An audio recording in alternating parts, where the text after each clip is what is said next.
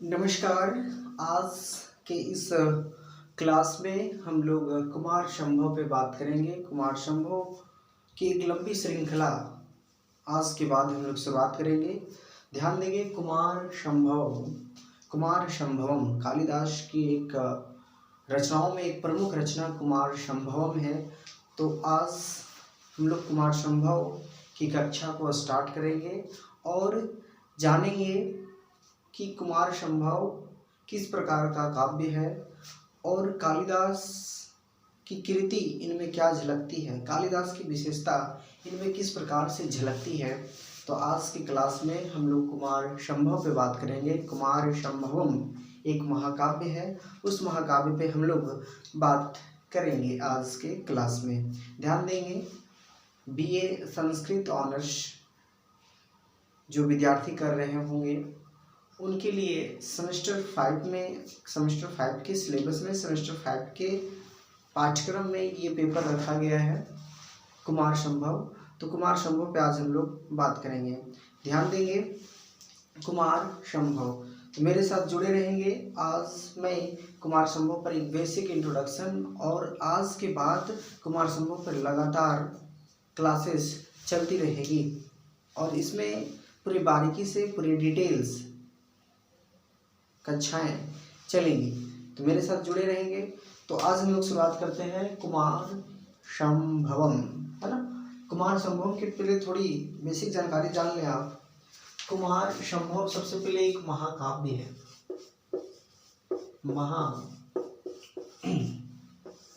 कुमार संभव एक महाकाव्य है और महाकाव्य होने के भी कुछ कंडीशन होते हैं। महाकाव्य किसको कहते हैं? तो महाकाव्य होने की कुछ कंडीशन होते हैं, उस कंडीशन को कुमार संभव पूरी तरह से पूर्ण करती है। कुमार संभवम जो पुस्तक है, जो महाकाव्य है, महाकाव्य के उन सभी नियमों का, उन सभी कंडीशन का, सभी निर्देशों का अनुपालन इस ग्रंथ में किया गया है, इसीलिए इसको एक महाकाव्य कहा गया है। ध्यान देंगे, महाकाव्य होने के लिए महाकाव्यों का विभाजन सर्गों में होता है। महाकाव्यों का विभाजन सर्ग में होता है। किस में होता है? सर्ग में। तो कुमार संभव का विभाजन भी सर्ग में हुआ है और इसमें टोटल 17 सर्ग है। कितने सर्ग हैं? 17 सर्ग हैं। और दूसरी बात, महाकाव्य का जो प्रत्येक सर्ग में एक ही प्रकार का छंद होता है। प्रत्येक सर्गों में एक ही प्रकार का छंद होता है। मतलब एक, अगर प्रथम सर्ग में वसंत तिल का छंद है तो प्रथम सर्ग के लगभग सभी श्लोकों में वसंत तिल का छंद ही रहेगा। प्रथम सर्ग में अगर प्रथम सर्ग के अगर पहला श्लोक में इंद्र वज्रा छंद है तो दूसरा श्लोक में भी इंद्र वज्रा छंद रहेगा। कहने का मतलब कि महाकाव्यों की एक विशेषता है, पहली विशेषता है कि महाकाव्य का विभाजन सर्गों में होता है और महाकाव्य के प्रत्येक सर्ग में जो श्लोक होते हैं वह श्लोक एक ही प्रकार के छंदों पर आधारित होते हैं। उसका निर्माण एक ही प्रकार के छंदों में होता है। तो कुमार संभव में भी जो प्रत्येक जो सर्ग है और प्रत्येक सर्ग में अलग अलग छंद है, लेकिन एक सर्ग में एक ही प्रकार के छंद मिलेंगे। अंतिम के कुछ श्लोकों में छंद परिवर्तन किया जाता है। ध्यान देंगे, तो सबसे पहली बात, महाकाव्य का विभाजन सर्गों में होना चाहिए और महाकाव्य हम उसी को कहेंगे जिसमें कम से कम 8 सर्ग हो। ध्यान देंगे, कुमार संभव में 17 सर्ग है। कुमार संभव में 17 सर्ग है, तो इस कंडीशन को फिलफिल कर लिया। दूसरी बात, सर्गों में विभाजन होना चाहिए, तो सर्गों में विभाजन हुआ। तो इसी तरह से महाकाव्यों की एक बहुत सारी विशेषताएं हैं। उन सभी विशेषताओं को कुमार संभव जो पुस्तक है, उन सभी विशेषताओं को ध्यान में रखते हुए कालिदास ने कुमार संभव की रचना की है, इसीलिए इसे महाकाव्य कहा गया है। ध्यान देंगे, तो सबसे पहले कुमार संभव एक महाकाव्य है। कालिदास की टोटल 7 रचनाएं, कालिदास की टोटल 7 रचनाएं हैं। उन 7 रचनाओं में 2 रचनाएं महाकाव्य हैं। महाकाव्य कितने हैं? वो 2 हैं। पहला महाकाव्य का नाम है रघुवंश और दूसरा महाकाव्य का नाम है कुमार संभव। कुमार संभवम। हाँ, रघुवंशम लिखा हुआ था, कुमार संभवम। तो ये दो महाकाव्य, कालिदास के दो महाकाव्य प्राप्त होते हैं, पहला रघुवंशम, दूसरा कुमार संभवम। तो ये हो गई कुमार संभव की थोड़ी सी बेसिक जानकारी कि ये किस प्रकार का ग्रंथ है, इसके लेखक कौन है, कालिदास हैं, ये महाकाव्य ग्रंथ है ना। इस प्रकार की जानकारी आपको यहाँ पे हो गई। अब हम कुमार संभव पे बात करेंगे कि कुमार संभव का विषय वस्तु क्या है ना। तो चलिए बात करते हैं कुमार संभव का, इसका मीनिंग क्या है और इसमें क्या कहानी है।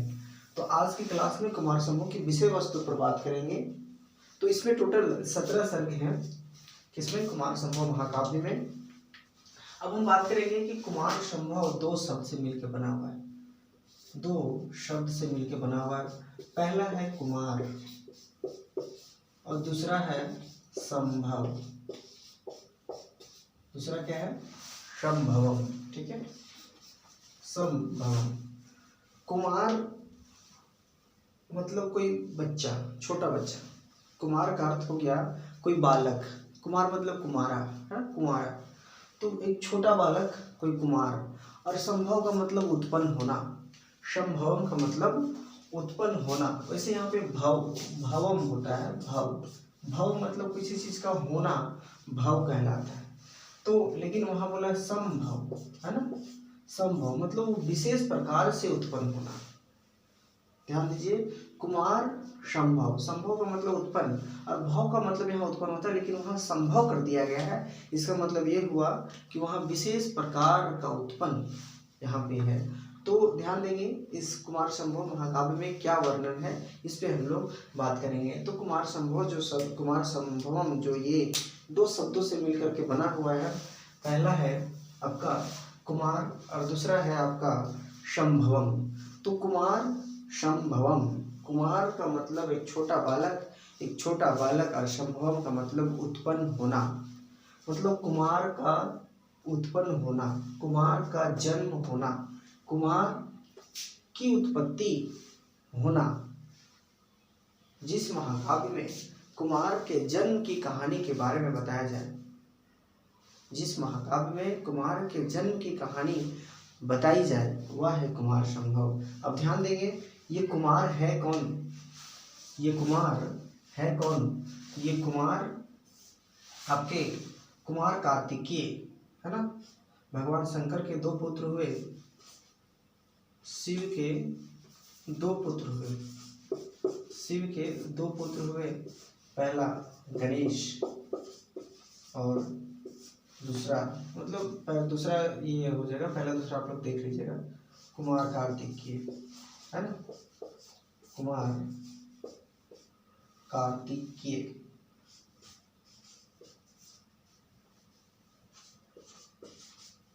कुमार कार्तिकेय ये दो पुत्र हैं। तो ये जो कुमार शब्द से यहाँ कुमार कार्तिकेय का आया, ये जो कुमार शब्द है यहाँ पे कुमार शब्द से कुमार कार्तिकेय को लिया गया है। और दूसरा में है संभव, संभवम, संभवम का मतलब जन्म लेना। तो कुमार कार्तिकेय का जन्म हुआ है इस महाकाव्य में। तो इस महाकाव्य में कहानी किस चीज को इंडिकेट कर रहा है, कुमार का जन्म, कुमार कार्तिकेय का जन्म की कहानी इस महाकाव्य में उल्लेख है। ध्यान देंगे, ये कोई आम जन्म नहीं है, ये किसी बच्चे की, किसी आम बच्चे का जन्म नहीं है, ये भगवान शंकर कुमार कार्तिकेय का जन्म है। और ये इतना स्पेशल क्यों है, इसका जन्म इतना खास क्यों है, क्योंकि कुमार कार्तिकेय का जन्म एक विशेष उद्देश्य से हुआ था। कुमार कार्तिकेय का जन्म एक विशेष उद्देश्य से हुआ था। वह विशेष उद्देश्य क्या है, वह विशेष उद्देश्य ये है कि एक राक्षस था जिसका नाम है तारकासुर। एक राक्षस था जिसका नाम है तारकासुर, है ना। तारकासुर एक राक्षस था। ये तारकासुर अपनी तपस्या के बल पर, अपने तपस्या के बल पर बहुत शक्तिशाली राक्षस बना, है ना। तपस्या के बल पर बहुत शक्तिशाली राक्षस बना, लेकिन अपनी शक्तियों को वो दुरुपयोग करने लगा और पूरे पृथ्वी पर अपना जो कह सकते हैं निसंकोच शासन, निरंकुश शासन, कहने का मतलब ये लोगों के साथ दुर्व्यवहार करने लगा, लोगों को सताने लगा, जीवों पर अत्याचार करने लगा, जीवों पर अहिंसा करने लगा। तो हुआ क्या कि तारकासुर का अत्याचार बढ़ने लगा, जिससे देवता लोग परेशान हुए और जा करके इसका उपाय कि तारकासुर का वध कैसे किया जाए, तारकासुर से छुटकारा कैसे मिले, उस बात को लेकर के देवताओं के बीच बहुत सारा हलचल मचता है। और एक लंबी प्रयास के बाद, एक अथक प्रयास के बाद ब्रह्मा को ये जानकारी मिलती, ब्रह्मा के द्वारा ये ज्ञात होता है कि तारकासुर का वध वही कर सकता है, तारकासुर का वध एक ही इंसान कर सकता है, और वो है भगवान शंकर का संतान, भगवान शंकर की संतान ही उसका वध कर सकता है। ये कहानी है। तो ये जो ओवरऑल कुमार संभवम, ये जो कहानी है कुमार संभवम, ये जो पुस्तक है, इसमें एक कुमार की कहानी है। और ये इस कुमार की कहानी इतना महत्वपूर्ण क्यों हुआ, कुमार का जन्म इतना महत्वपूर्ण क्यों हुआ, क्योंकि इनका जन्म के पीछे एक बहुत बड़ा उद्देश्य था, बहुत बड़ा उद्देश्य था। और उसके जन्म को लेकर के, उसके जन्म को लेकर के कि कुमार का जन्म हो, इसको लेकर के देवताओं के बीच बहुत हलचल मचा, देवता लोग बहुत परेशान हुए, बहुत प्रयास किए, है ना। वो क्या प्रयास है, अब हम कहानी को थोड़ी सी बारीकी से लेकर के चलेंगे, आप जुड़े रहें मेरे साथ, है ना। अब हम कहानी को बस, अब इसका मतलब ये समझे कि कुमार संभव, इस पे कालिदास की दृष्टि इस कहानी पर ही क्यों गई, क्योंकि कुमार कार्तिकेय का जन्म एक आम जन्म नहीं है, एक विशेष उद्देश्य से इनका जन्म हुआ, इनके पीछे एक बहुत बड़ी स्टोरी है, एक बहुत बड़ी कहानी है। तो वो कहानी बहुत ही रोचक है, तो इसीलिए कालिदास ने इस विषय को चुना और कुमार संभव इस महाकाव्य का नामकरण किया। तो इस प्रकार से कुमार संभव इस महाकाव्य का नाम पड़ा। तो आइए कहानी को अब हम बारीकी से लेके चलते हैं कि ये स्टोरी है क्या, है ना, ये कहानी है क्या। तो सबसे पहले इन कहानियों पे हम थोड़ी सी इसकी सामान्य जानकारी, पूरी कहानी को जानेंगे, फिर हम इस जो पुस्तक है उसको पूरे बारीकी से हम अध्ययन करेंगे, एक एक श्लोक वाले श्लोक अध्ययन करेंगे कि कालिदास की क्या प्रतिभा रही है, कि कैसे वो ग्रंथ को लिखते थे। तो ध्यान देंगे कि कुमार कार्तिकेय का जन्म का स्टोरी इसमें लेके आना है। तो सबसे पहले भगवान शंकर का पुत्र, भगवान शंकर से उत्पन्न पुत्र ही उस तारकासुर का वध कर सकता है। तो भगवान शंकर को फिर शादी करनी होगी। तो थोड़ी सी कहानी को बैक ले चलते हैं। भगवान शंकर की एक पहली पत्नी जिसका नाम सती है ना, पहली पत्नी जिसका नाम सती है, और भगवान शिव, ठीक है, भगवान शंकर।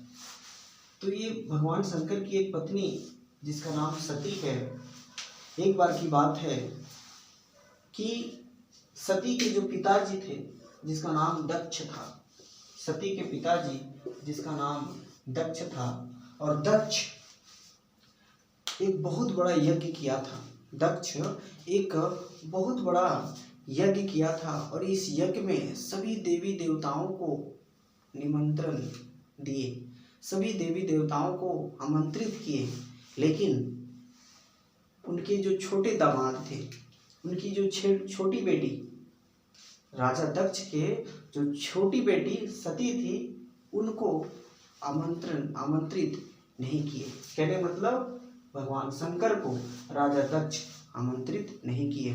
तो एक बार की बात है कि माता सती और भगवान शंकर हिमालय पर्वत पर बैठे हुए रहते हैं, और आकाश मार्ग से सभी देवी देवता जा रहे होते हैं।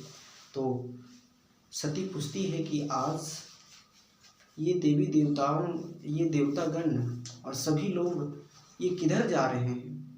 तो भगवान शंकर कहते हैं कि ये तुम्हारे पिताजी के घर राजा दक्ष के यहाँ जा रहे हैं। क्यों? क्योंकि राजा दक्ष एक बहुत बड़े यज्ञ कर रहे हैं। क्या मेरे पिताजी यज्ञ कर रहे हैं और हमें को आमंत्रित नहीं किया? मुझे पता ही नहीं। तो पता नहीं, भगवान शंकर ने कहा कि पता नहीं कि आपके पिता आखिर आपको आमंत्रित क्यों नहीं किए, अपनी बात नहीं कर रहे हैं। और राजा दक्ष भगवान शंकर को अगर इसको आमंत्रित कर सकते थे, लेकिन इनका दुश्मनी भगवान शंकर से था। राजा दक्ष की जो कुछ कुटुंब में अगर हुआ था तो राजा दक्ष मतलब ससुर और दामाद के बीच हुआ था। तो राजा दक्ष ने भगवान शंकर को और उसके साथ अपनी छोटी बेटी जो सती थी उसको आमंत्रित नहीं किया। तो जब सती को ये बात पता चला, है ना, कि मेरे पिता यज्ञ कर रहे हैं, एक विशाल यज्ञ कर रहे हैं, और उसी में मैं उनकी जो छोटी एक सबसे प्यारी पुत्री, एक दुलारी पुत्री, मुझे ही आमंत्रित नहीं किए, मैं जाऊंगी। तो कहा जाता है कि बिन बुलाए किसी के यहाँ नहीं जाना चाहिए, बिन बुलाए किसी के यहाँ नहीं जाना चाहिए। तो भगवान शंकर ने कहा कि आपको तो बुलाया नहीं गया है, तो फिर आप क्यों जाना चाहती हैं? कि नहीं, मेरे पिताजी हैं, वो हमें इनवाइट करें या ना करें, मेरे पिताजी हैं तो मैं जा ही सकती हूँ। तो भगवान शंकर सती को काफ़ी मना करती हैं, ये मानते नहीं है और चले जाते हैं। माता सती यज्ञ में चली जाती हैं, लेकिन वहाँ जब यज्ञ में देखते हैं तो प्रत्येक देवताओं के लिए अलग अलग स्थान बनाया गया था, है ना।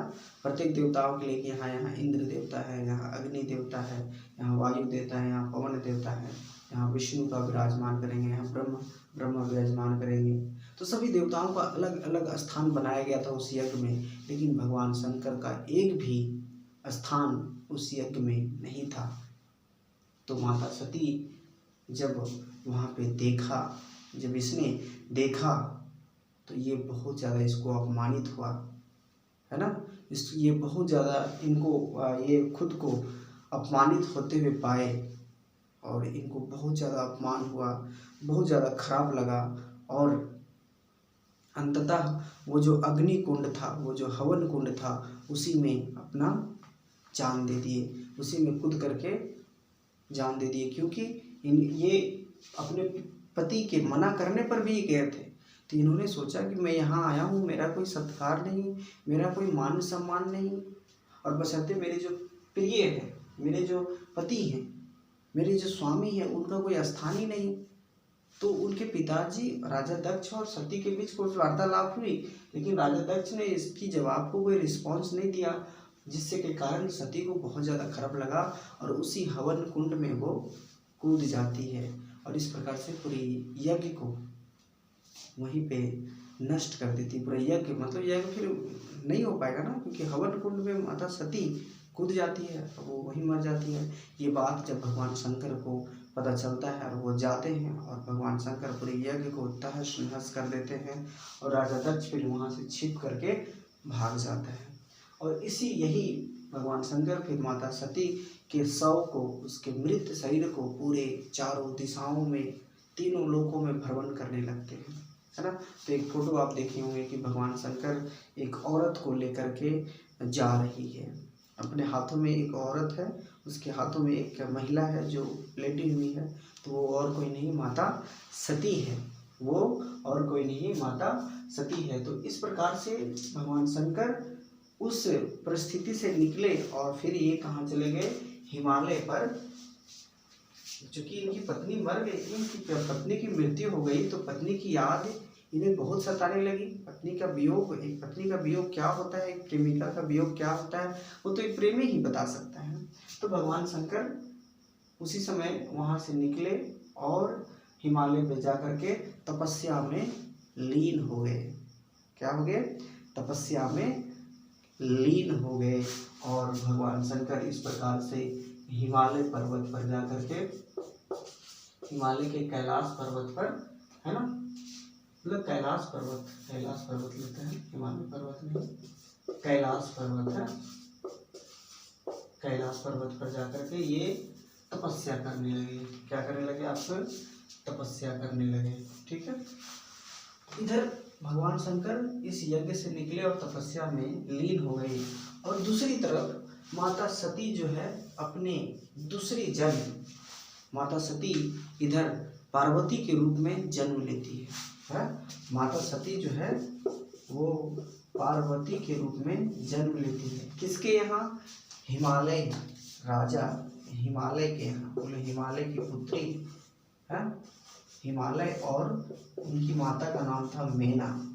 ठीक है, हिमालय और मेना, इनकी माता कौन बनी दूसरे जन्म में?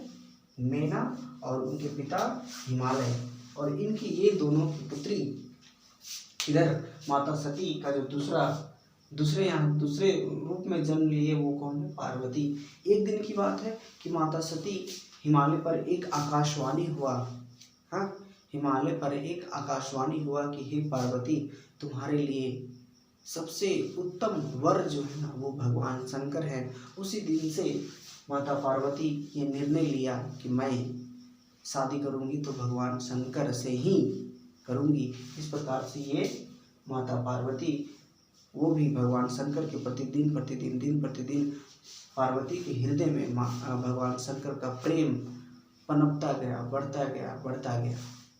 पाचनदारी कहानी कहाँ तक है? अब हम कहानी को थोड़ा सा याद दीजिए। माता पार्वती सती से पार्वती के रूप में आ गई है और भगवान शंकर कैलाश पर्वत पर तपस्या कर रहे हैं। इसी बीच में क्या होता है? इसी बीच में एक तारकासुर जो राक्षस है, तारकासुर का अत्याचार दिन प्रतिदिन बढ़ने लगा है। तारकासुर का अत्याचार दिन प्रतिदिन बढ़ने लगा है। तब हुआ क्या कि ध्यान देंगे, जब कोई पहले राक्षस अगर कोई तपस्या करता था या फिर कोई राक्षस अगर शक्तिशाली होता था तो उसका सबसे पहले अगर प्रयास होता था तो वो स्वर्ग लोक पर अधिकार प्राप्त करना, इंद्रासन को छीनना, इंद्र के आसन को छीनना। तो सभी देवताओं के जो मुख्यमंत्री वो इंद्र हैं, तो इंद्र के आसन को छीनने का प्रयास किया। इंद्र आसन पर उसको अधिकार जमाना चाहता था कोई भी राक्षस। तो सभी देवता लोगों को भय बना रहता था कि आखिर ये तारकासुर से कैसे निपटाया जाए। तब देवता लोगों के पास किसी प्रकार का कोई प्रॉब्लम होता है तो वो ब्रह्मा के पास जाते थे या फिर वो विष्णु के पास जाते थे। ध्यान देंगे। अब हुआ क्या कि देवता लोग चले गए ब्रह्मा के पास, तो ब्रह्मा ने उपाय बताया कि इस तारकासुर से कैसे बदला लिया जाए, इसको कैसे इसका कैसे वध किया जाए, इसको कैसे मारा जाए, क्योंकि इसका अत्याचार को कैसे समाप्त किया जाए। तो ब्रह्मा ने उपाय बताया कि इसका वध भगवान शंकर का पुत्र ही कर सकता है। और भगवान शंकर उस समय कहाँ पे हैं? कैलाश पर्वत पे तपस्या कर रहे हैं, मतलब साधना में लीन है ना। और चूंकि एक पत्नी मर चुकी है तो वो दोबारा शादी करेंगे तभी ना एक पुत्र का जन्म होगा। कहानी को समझिए, एक पत्नी मर चुकी है, सती एक पत्नी मर चुकी है तो वो दोबारा शादी कैसे करेंगे? और एक महिला है, एक औरत है, मतलब एक महिला है जो माता सती का कहा जाता है माता सती पार्वती के ही रूप। माता सती दूसरा जन्म हुआ माता सती का और वो पार्वती हुई। तो ये पार्वती जो है भगवान शंकर से शादी करने के लिए तैयार है। तो देवताओं के पास ये समस्या आई थी कि भगवान शंकर से उत्पन्न पुत्र ही इस तारकासुर का वध कर सकता है। भगवान शंकर से उत्पन्न पुत्र ही इस तारकासुर का वध कर सकता है। तो भगवान शंकर साधना में लीन है ना। अब उनको जगाए तो कैसे? अब उनको जगाए तो फिर उनसे शादी करेगी कौन? तो फिर देवता लोगों को पार्वती के विषय में पता चलता है कि पार्वती राजा हिमालय और मेना की जो पुत्री पार्वती है वो भगवान शंकर से शादी करने के लिए वो भी तपस्या कर रही है, वो भी साधना कर रही है। उसके हृदय में भी भगवान शंकर के लिए प्रेम है। इस प्रकार से देवता लोग पार्वती के पास आते हैं कि हे माते, है ना, हे माते, आप तारकासुर के वध के लिए आप सपोर्ट करें, आप मेरा मदद करें, हम सभी देवताओं का सहयोग करें। ठीक है। इस प्रकार से इधर सभी देवता लोग और माता सती मिल गए। अब हुआ क्या कि भगवान शंकर तो साधना में लीन है, उनको उठाया जाए कैसे? अब उनको उठाया कैसे जाए? तो हुआ क्या कि उठाया कैसे जाए? तो देवता और पार्वती ये सभी लोग मिल करके कामदेव देवता के पास आते हैं। कामदेव, है ना, एक देवता है जिनका नाम है कामदेव। देखिए, प्रत्येक देवता की कुछ अलग से ड्यूटी होती है। जैसे सूर्य देवता है तो सूर्य देवता का काम है प्रकाश फैलाना, है ना, रोशनी देना। अग्नि देवता है तो वो आग देना। जल देवता है तो बारिश करवाना, है ना।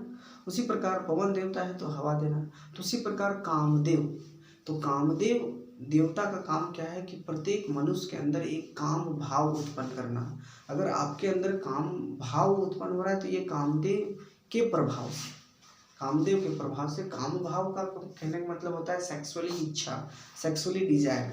आपके अंदर एक फीलिंग्स उत्पन्न हो रहा है किसी दूसरे जेंडर को देख करके, किसी महिला को देख करके, या फिर अगर आप महिला हैं तो किसी पुरुष को देख करके आपके अंदर एक काम भाव, एक इच्छा उत्पन्न हो रही है ना, एक रोमांस करने की इच्छा उत्पन्न हो रही है। तो इसका मतलब कि आपके अंदर वो फीलिंग्स जो उत्पन्न हो रही है, तो उसके पीछे किसका योगदान है? कामदेव का योगदान है। तो सभी देवतागण कामदेव के पास जाते हैं और कामदेव देवता से सभी देवतागण ये अनुरोध करते हैं कि आप भगवान शंकर के अंदर कामदेव मतलब काम उत्पन्न करें, वो इच्छा उत्पन्न करें, उनके अंदर एक काम वासना उत्पन्न करें, ताकि वो शादी के लिए, माता पार्वती से शादी के लिए तैयार हो जाए। तो कामदेव जाते हैं कहाँ पे? कैलाश पर्वत पर शिव भगवान के पास। कौन जाते हैं? कामदेव, ठीक है। अब ये कामदेव जाते हैं शिव के पास और कोशिश करते हैं कि इनकी तपस्या को भंग किया जाए, इनकी तपस्या को भंग करने की कोशिश करते हैं। अथक प्रयास के बाद भगवान शंकर की तपस्या तो टूटती है, भगवान शंकर तपस्या से उठ जाते हैं, लेकिन गुस्से में भगवान शंकर, चूंकि ये कहाँ कब बैठे साधना में, कब बैठे तपस्या में? सती का दुख इनके पास था और इनके अंदर एक काम भाव, कामदेव भगवान शंकर के अंदर एक काम भाव उत्पन्न करने के लिए गए थे, उस पर प्रवेश होने के लिए गए थे, लेकिन भगवान शंकर वहीं पे तीसरी आँख खोल करके कामदेव को जला देते हैं, कामदेव को वहीं पे भस्म कर देते हैं। तो इस प्रकार से देवता लोगों की काफ़ी प्रयास रहा, काफ़ी देवताओं लोगों का काफ़ी प्रयास रहा। अंततः भगवान शंकर, अब हम देखेंगे जब मूल पुस्तक पढ़ेंगे तो पूरी कहानी को थोड़ा बारीकी से ले चलेंगे, क्योंकि बहुत मोटी ग्रंथ है, बहुत मोटी पुस्तक है, तो उसको स्टडी करने के लिए तो बहुत टाइम लगेगा, सालों साल टाइम लग सकता है।